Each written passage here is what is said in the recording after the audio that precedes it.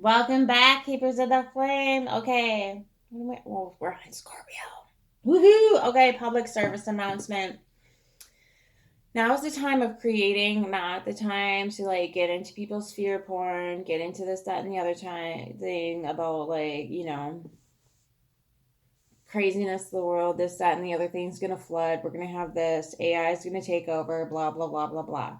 Now is the time to focus on what you do want to create, the world you want to live in. Not what everybody else is conning you into. Not what some people are like, my YouTube channel's crashing, so I'm going to say outrageous, stupid shit. All that other stuff. Okay, so now's the time for creation. You process what you needed to process through during the winter. My little scorpions, my darling angels, your archetype for feminine, which again is an energetic pattern that each and every individual has. It has nothing to do with your genitalia. The feminine aspect of Scorpio is Persephone. It is time to bring that to light. Everything is birthing on the planet right now. You are the ones charged with helping Earth Mother bring things to life. Death and rebirth. You live in the underworld during the winter, and then you re-emerge in the springtime to help Great Mother birth new things. You're right. I apologize. I won't tell anybody if you don't. So, in all our Persephone power, we're going to start to focus on what we need to focus on, the seeds we want to grow, what we want to see for ourselves and our loved ones for the next year. Focusing on that, putting our attention, time, and energy into those things, not anything else. Okay. My time on the internets has already been way docked down. It's not serving. It's just not. Everybody's like, fear this and do that and blah, blah, blah, blah, blah. And I'm like, okay, well, you're just manifesting exactly what you want, but this isn't what I'm resonating with. So I'm going to go plant some seeds and help some little chickies and duckies grow and do some spring cleaning. And cultivate the relationships I want. Right? Focus on those things, the things that actually matter, not the fear porn, not the dingus in the little black cube telling you, I am scared of this. So, again, focus on what you do want. Because what you focus on now is just going to get amplified for the rest of the year. This is springtime, the planting of the new seeds. What's in your mind, your heart, your body, your soul, your spirit. Yes, they are two different things. Dun, dun, dun. You know that. Okay, that's my public service announcement. Love you, Scorpios. What do Scorpios need to plant in their garden? I bought some seeds. I broke down. I bought some seeds. I got my fennel seeds. I'm going to try growing them again this year. I'm not going to start them as early, though, because they get so freaking leggy. All right. What does Scorpio need to grow in their beautiful paradise, a.k.a. garden, a.k.a. paradise, a.k.a. garden? That is where you find it. Ooh, attraction. We don't need any more of that, darling. Put it away. Okay. Pansy. What did you just call me? Libra is 34 is the number. Libra is the sign.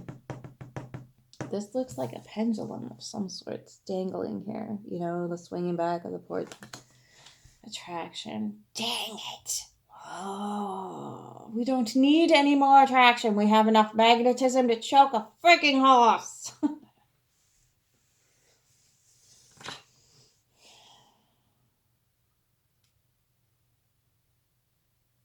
I gotta say it.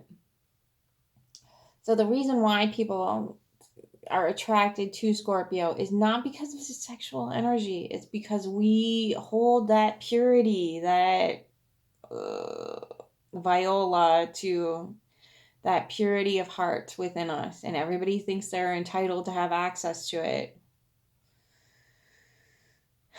And it makes us very angry and upset. Hence the stinger pot, darling. You thought you had it for no reason. Nope. So, gee, what does that remind you of? Okay. So, yep. It's springtime. Everybody's going to be in this,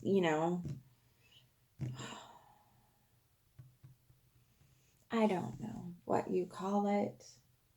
Springtime, a ring-a-ding-a-ding time, sweet lovers love. Some craziness that happens to all life on the planet where we just want to, snuggle in and have a bumping of the ugliest party. I don't know what you want to call it. Okay, it's just the energy that's on the planet, but you tend to so we have kind of this innate energy, at least the stelliums, I guess, of attracting the people who need a lot of healing, hence the stinger part, because sometimes that's part of medicine. And if you do get stung by a Scorpio, it's because we don't have any other medicine but the poison to give you, and now you learned your lesson. Now shoot. So that innocence is drawing people in again, right? And you've got to use that with that attraction, that magnetism that we innately have with integrity and dignity and whatever else. I'm not saying don't choose a lover. That's not what I'm saying at all. I'm saying use balance here. There's Libra. Use discernment and balance, justice. I hate using that word with Scorpio. Yes, darling, I would happily sting those who I do not deem to be worthy. I'm not saying you do that either. I'm saying just be balanced and discern correctly what medicine needs to be distributed where. And sometimes when we feel like using our stinger, it doesn't always have to be used. We can just look at them deadpan in the face and be like, no. And if you persist, then I will get the stinger out. Okay. Love you. What does the fairy wisdom? Ooh, flying fairies today. Flying fairies. Hummingbird dreams.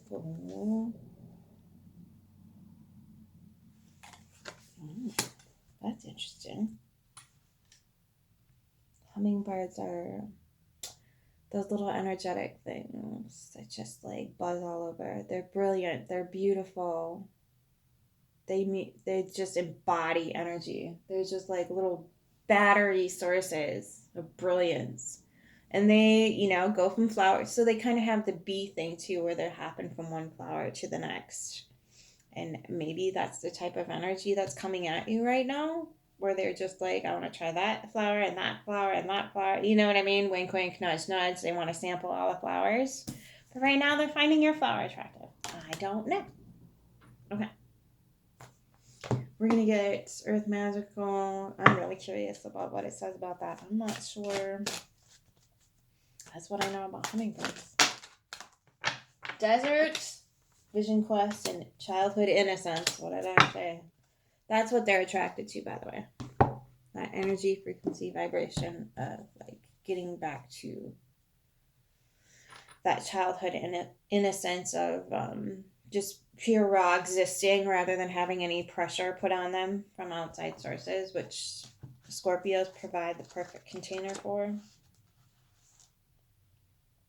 Hence why we have our skeletons on the outside. The Scorpio wears their skeleton on the outside because what they're protecting on the inside, all of it needs to be protected, not just bits and pieces, all of it, okay? Because all of it is innocence, okay?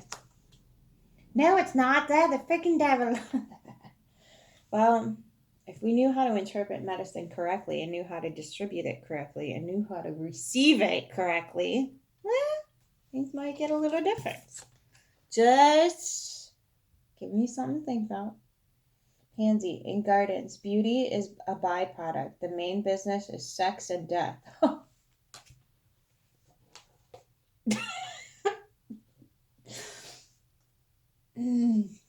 Keeping in mind, I had no idea.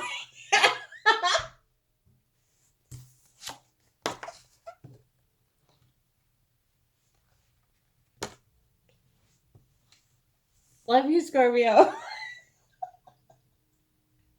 Oh my God. Okay, sorry. Sorry. I'm sorry.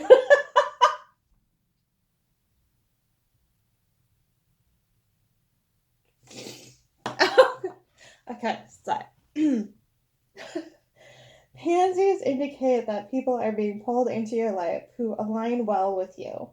Romance may be on the agenda, but this energy also helps build community and friendship circles, possibly where learning takes place. It is time to step back a little and relax into what is happening naturally. Hesitation and overthinking could cause blockages, and watch out for personal deception and gossip. Discernment. Plant from the end of summer through the end of autumn in tropical areas, in autumn or spring in cold places.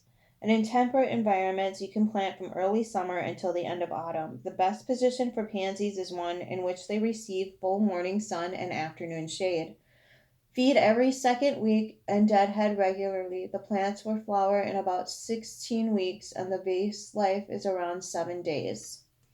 Also, these are one of my favorite plants to bring about, and I think I'm going to go get some of them here this week. The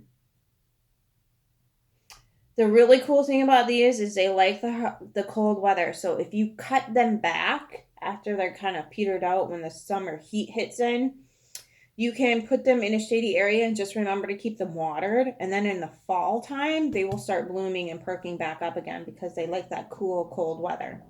Just a tip. I just happen to know about pansies. Okay. Magical correspondences. Memories, meditation, kindness, resonance, weather magic. Deities, fairies, Caris, and Kuan Yin. Celestial is Saturn. Astrological sign is Libra. Create a beautiful flower mandala to attract love and new good people. Gather an image of what you desire and as many fresh pansies and other flowers as you can find. Create a beautiful mandala pattern using the flowers surrounding your image. Excuse me. Leave until it blows or weathers away, in which time you should attract what you desire. Ooh.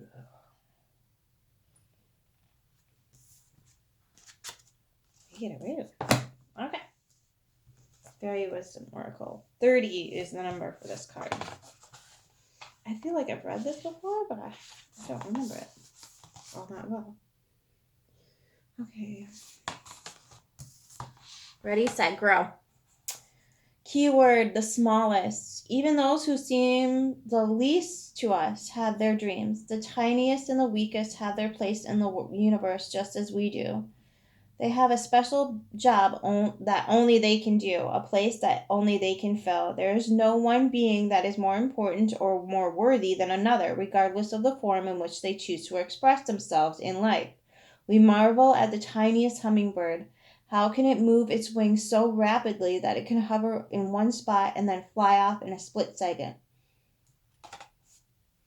They move their wings like that. That's how they do it. Okay. What strength and agility it has. What divine form. It is hard to believe that something so tiny can bring so much beauty and wonder. If you are feeling small and insignificant, remember your uniqueness. The only shoes you have to fill are your own, and they fit you just fine. There is no insignificant people, none who are less whole than another. Eliminate prejudices and judgments, whether cast upon yourself or another. If you feel that someone is not up to your standards, then realize that what realize that it is what you are projecting upon them. Change your perception and see them truly as they are, a reflection of God energy, just as you are.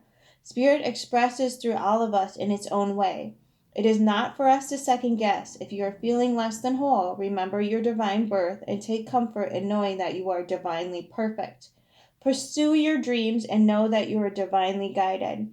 Have faith in your dreams and your abilities. It's okay to have faith in other people's dreams. Help and encourage them to believe in themselves. Chant, I am a unique being. There is no other like me. My purpose is my own to fulfill. No one else can do this. Spirit expresses through me in a way that only I can give expression. My gifts to the world are mine alone to give. I am divine harmony. I'm in divine harmony with all life. So be it. Take the time to notice the smallest things today. Not what comes to mind, I guess, when it comes to hummingbird energy. Interesting.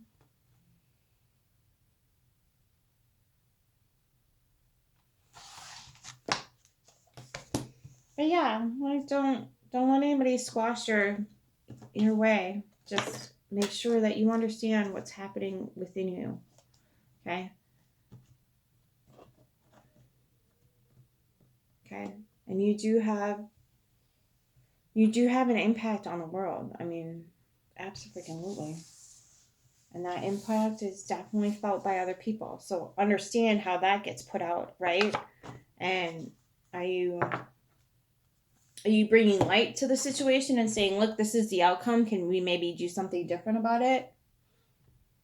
Sorry, my mailman's like right there. So, when we have the ability to see things as Scorpios naturally do, we need to be saying and speaking those things. But are we asking for people just to come to an understanding of enlightenment? Are we saying you just inherently wrong for being that way? Or are you asking them to educate themselves and maybe start to think about what's happening rather than judging? Does that make sense? And I think every human on this planet could probably use that medicine. But Scorpios, we have our little stingers, so we try to get a little stingy about it. I totally get it. I get freaking PO'd too. I get it. Like, not alone in that energy. Okay. Desert Vision Quest. In this arid climate zone that we call desert, images shift and change throughout the day. Yet always maintain a sharp and defined presence. Those hardy species of the flora and fauna that have found home in the desert have adapted over eons to relative harshness that is a strong characteristic of these lands. Scorpions. Throughout history, we've passed down many stories of people wandering the desert. Often they are about religious figures and ascended masters who had journeyed there and returned to their people with remarkable visions. Yeah, that's a Scorpio's home, by the way. Okay. The desert is an ideal place to seek a vision, or more accurately, to allow a vision to come to you. The quiet and peace of such an environment is conducive to the solitude required to have this type of profound experience. Spending time in this region without the usual accoutrements of the civilized world can present survival challenges, or at least seem to. And this could rightfully be called a spirit quest, where through steadiness in the seemingly bleak environment, it becomes possible to receive direct guidance from spirit, internally and in the world around you. A quote-unquote vision quest is a process whereby you spend a few days in the wilderness alone. Typically, you carry only water and some sacred items with you, and you spend most of the time praying or meditating. Many who have completed a vision quest assert that is a powerful and even life-changing experience and report vivid and profound revelations. It is said that the desert does not lie. So partaking in this can help discover the truth about your purpose, or at least give you some clues. It is time for you to go on a vision quest. Designate a place in nature where in which to dwell, whether for a couple of hours or a few days. Spend the majority of your time while there praying and meditating. It is best to be in a location where you can truly find solitude, even if it's in a quiet corner of a park or for an afternoon. Wherever you go, take your question, concern, or challenge with you into prayer or meditation. Allow it to float around you in your consciousness and watch what shows up. This is one of the most powerful cards. By drawing it, whatever other messages you may have received are amplified threefold. So whatever's coming through for you right now, Scorpio, is the one you need to pay attention to. This is our dwelling place in the desert, right? Scorpions in the desert. This is our natural state, our natural environment.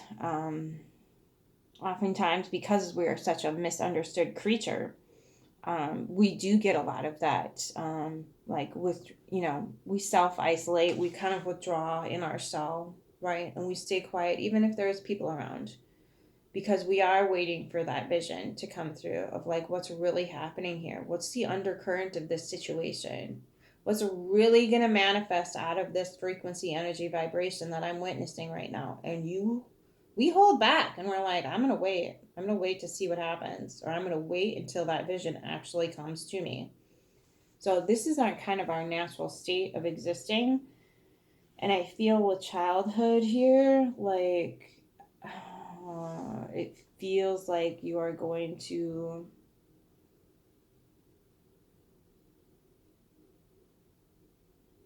bring that innocence into the situation and be like a hummingbird in all these situations. It sounds weird. This is just what's coming through. I think every situation you now see is going to be a vision quest for you. You're just going to take all, because this is, again, you probably knew this inherently when you were little and you picked up on this and people were like, stop pointing that out. Stop seeing that. That's not okay. You're not supposed to see that, okay? I just heard some religious dude who is esoteric involved, but he wears one of those hats that means he's Jewish. And an atheist had asked him, how does one become possessed? And one of his answers was, get lost in the desert, in a cave or whatever. And I was like, that's an interesting answer. That's a really interesting answer. So there's a lot of ways in which society, frequency, energy, vibrational, even if you're not hanging out with those people, will put out the vibration and frequency that this isn't okay. But sitting alone with nothing but you in spirit is a bad thing. That's how the devil gets in. Right? No. That's how the truth gets in. Now, some people see it as the devil because they probably don't even know what the heck it is they're doing. What did Jesus say? Forgive them. They don't know what they do. Right? Because on a subconscious level, they know what they're doing is not okay. It's not having the greatest results. And so they're going to demonize anything that comes with having a vision quest. Okay? Some people are doing the darkness thing where you go into a dark room and there's virtually no light for, I don't know, however many days. And you just, you depend on food and water and like you got to feel your way around everything. There's no light coming in at all.